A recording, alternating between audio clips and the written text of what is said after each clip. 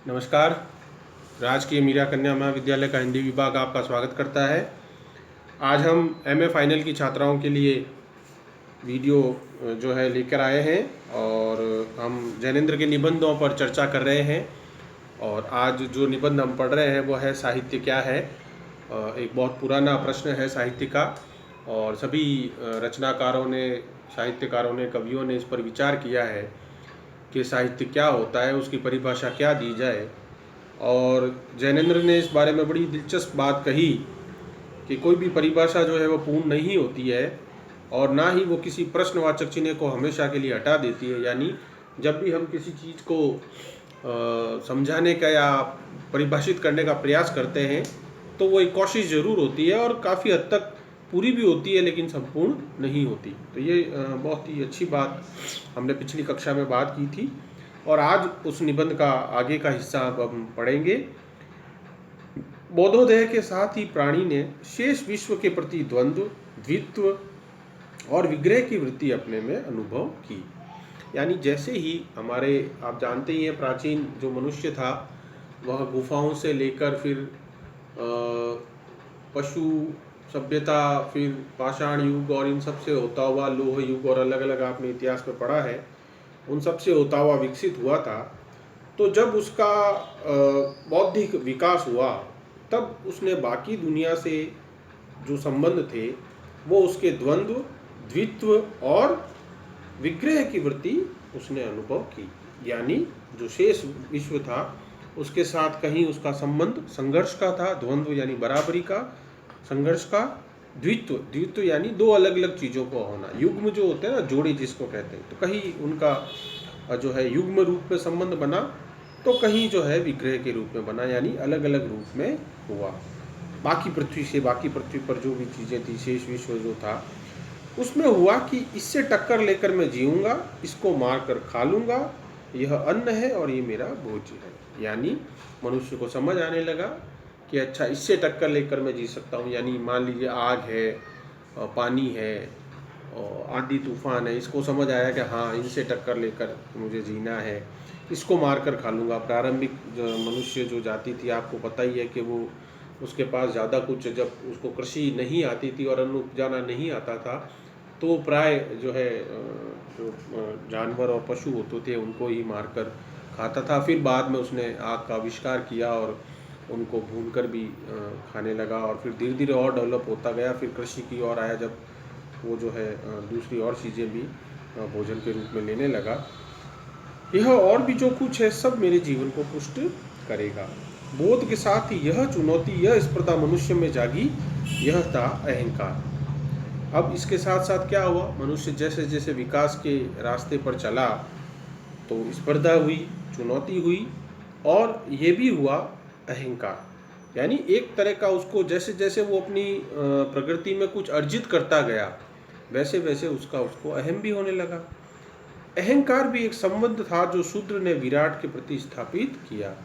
यानी जो मनुष्य एक शूद्र इकाई है, हम सब बहुत छोटे हैं, और जो इस दुनिया को चलाने वाली इकाई है या जो कुछ भी चलायमान करता है वो बहुत विराट स्वरूप है।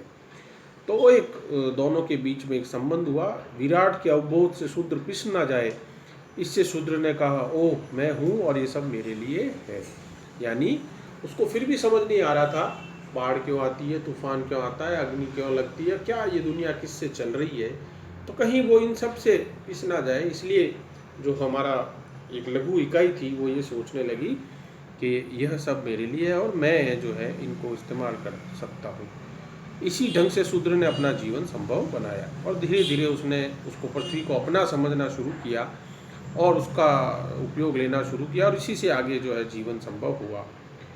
आदमी ने चकमक के दो टुकड़ों को रगड़कर अग्नि पैदा की। चकमक पत्थर का एक विशेष प्रकार होता है जिसको रगड़ने से जो है अग्नि पैदा होती है, आग जलती है। तो उसने जब पहली बार उन दोनों पत्थरों को रगड़ा तो आग पैदा हुई, तो उससे उसने भोजन को पकाना सीखा। उसने ये नहीं कहा चकमक के टुकड़ों को रगड़ा इससे आग पैदा हुई, उसने कहा ये देखो मैं इस तरह आग पैदा कर लेता हूँ। यानी उसने क्या बोला, ये देखो मैं आग को बना लेता हूँ। उसने माना अग्नि देवता प्रसन्न हुए हैं, उन्हीं का प्रसाद है कि यह स्फुलिंग उसे प्राप्त हुआ है। चकमक की रगड़ तो प्रसाद प्राप्ति के लिए निमित्त मात्र है।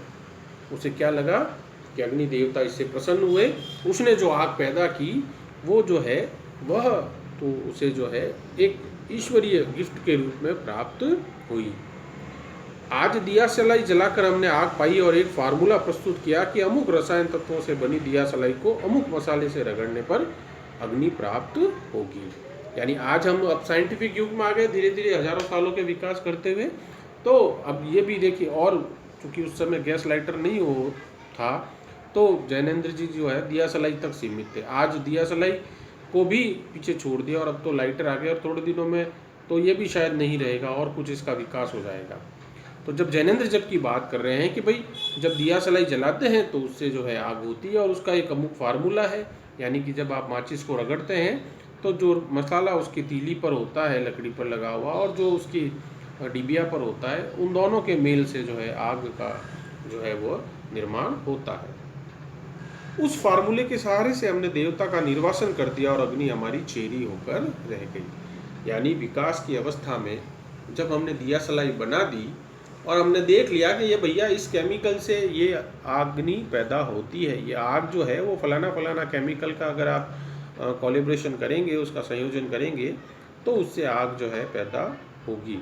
इससे क्या हुआ कि अग्नि हमारी चेरी, चेरी कहते हैं दासी को, तो आग जो है हमारी दासी बनकर रह गई। यानी जैसे जैसे हमने विकास किया, वैज्ञानिक खोजों से हमने चीज़ों को निकाला, तो वैसे वैसे हमने उन चीज़ों को उसके प्रति महत्ता उतनी कम हुई और हमको लगा कि ये तो हमारी ही सेवा के लिए बनी है। ये फार्मूलाबद्ध धारणा स्पष्ट, निश्चित और कदाचित अधिक तथ्य में अवश्य है, किंतु अनुभूति सूचक नहीं। इस धारणा से हमारे चित्त के किसी भाव की तृप्ति नहीं होती। लेकिन ये जो हमारा व्यवहार था, ये जो हमारी बात थी, वह अनुभूति सूचक नहीं थी। यानी यह एक फैक्चुअल चीज़ थी कि हाँ भाई इस चीज़ से अग्नि पैदा हो सकती है। इसके अंदर हमारे कोई इमोशंस नहीं थे। यानी वैज्ञानिक प्रगति जरूर थी, लेकिन ये हमारे कोई इमोशन के प्रोग्रेस को नहीं दिखा था। अधिकाधिक अनुभूति संचय और अवबोध वृत्ति के बाद मनुष्य ने अपने को ज्ञात अनुभव करना प्रारंभ किया। यानी बहुत सारी चीज़ें जब ये हुई इस तरह की, तब उसने अपने को ज्ञाता यानी जानकार मानना शुरू किया। उसने अपने को पदार्थों से और पदार्थों को अपने से एक बार अलग करके फिर उन्हें बुद्धि के मार्ग द्वारा अपने निकट लाने की चेष्टा की। यानी मनुष्य ने अपनी बौद्धिक क्षमताओं का धीरे धीरे विकास किया और पदार्थों को फिर अलग करके और उनको जो है बुद्धि के मार्ग पर लाने की चेष्टा करने लगा। हम कह चुके हैं कि मानव अपनी सब चेष्टाओं, सब प्रयत्नों और सब प्रपंचों द्वारा जाने अनजाने एक ही सिद्धि की ओर बढ़ रहा है।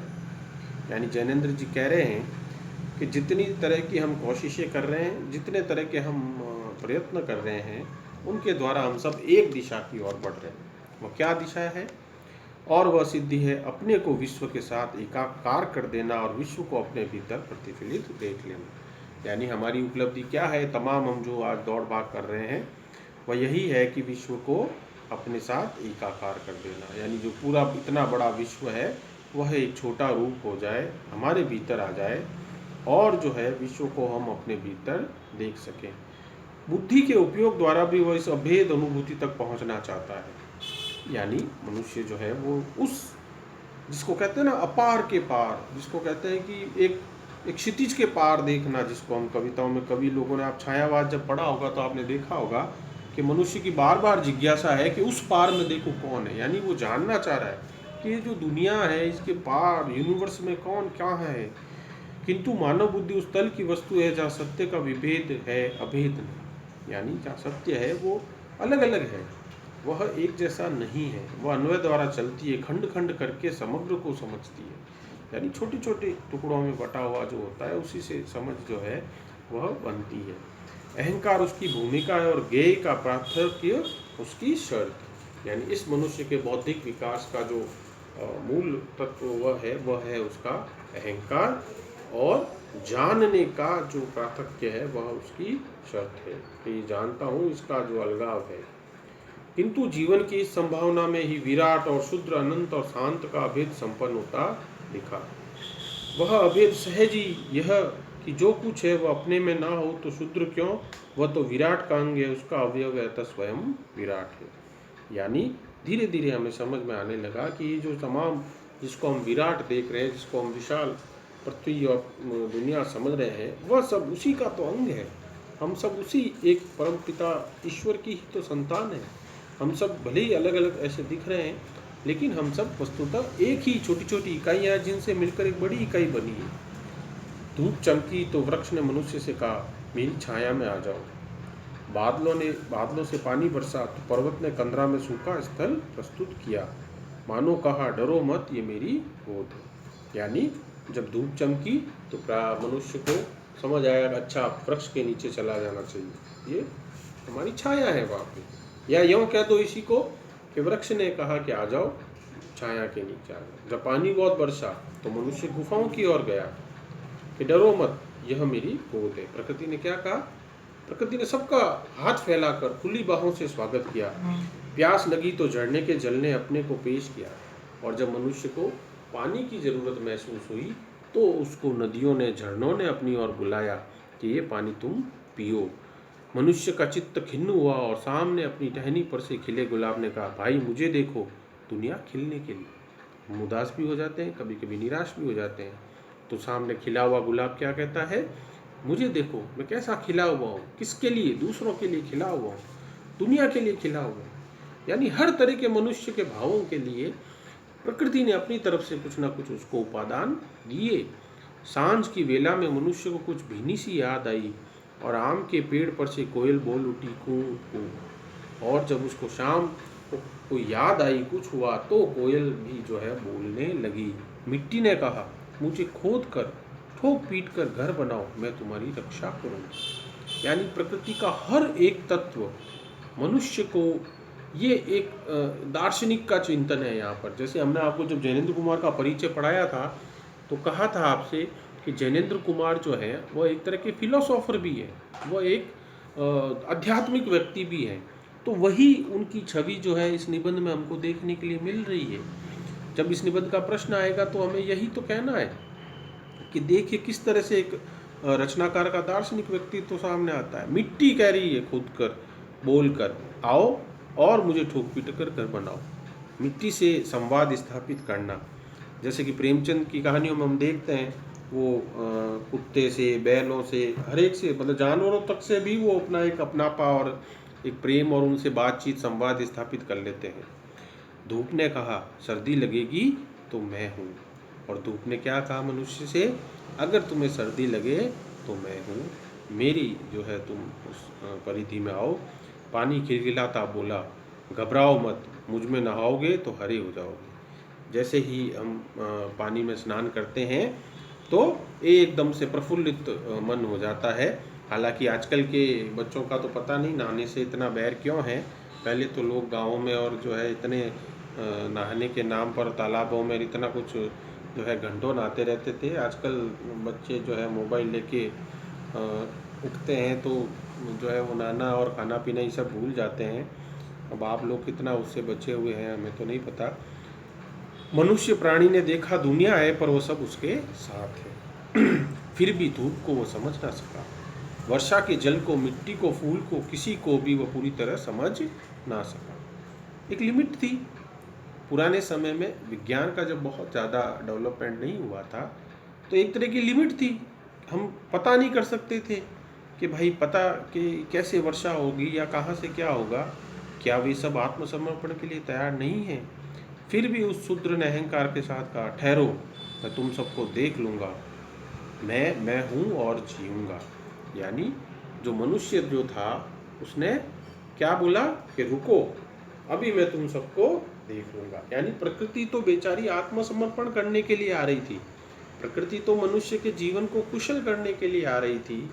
और मनुष्य का जो शूद्र, इसीलिए ये चाहते तो जैनेंद्र यहाँ पर लघु लिख सकते थे, यहाँ पर छोटा लिख सकते, लेकिन शूद्र शब्द जानबूझ करके लाए, क्योंकि हम अपने अहम में, अहंकार में तो दूसरे बड़ी जो विराट सत्ता होती है उसको चुनौती देते हैं। यहाँ तो पूरी पृथ्वी आपको, प्रकृति आपको समर्पण के लिए तैयार है और आप कह रहे हो रुको, मैं तुम सबको देख लूँगा, मैं हूँ और मैं जीऊँगा। यानी मनुष्य को तुम क्या समझती हो ये मैं यहाँ बैठा हूँ और मैं तुमको जीकर बताऊंगा, जबकि वस्तुतः प्रकृति तो स्वयं अपने उपादान मनुष्य को देने को तैयार थी। तो आज हम इतनी ही व्याख्या करते हैं पाठ की, और आगे कक्षा में और इस पर बात करेंगे। तब तक के लिए धन्यवाद।